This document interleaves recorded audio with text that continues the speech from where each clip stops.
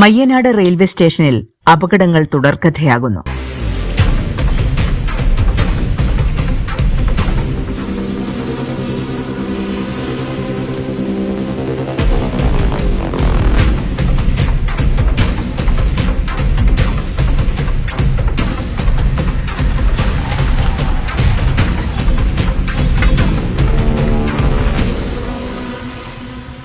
Mayyanad railway station 2-ാം number platform നിർമ്മാണത്തോടനുബന്ധിച്ച് railway പാളങ്ങൾ കൊണ്ട് നിർമ്മിച്ച വേലി അഴിച്ചുമാറ്റിയതാണ് മയ്യനാട് റെയിൽവേ സ്റ്റേഷനിൽ അടിക്കടിയുണ്ടാകുന്ന ട്രെയിൻ അപകടങ്ങൾക്ക് കാരണമെന്നാണ് നാട്ടുകാരുടെ ആരോപണം.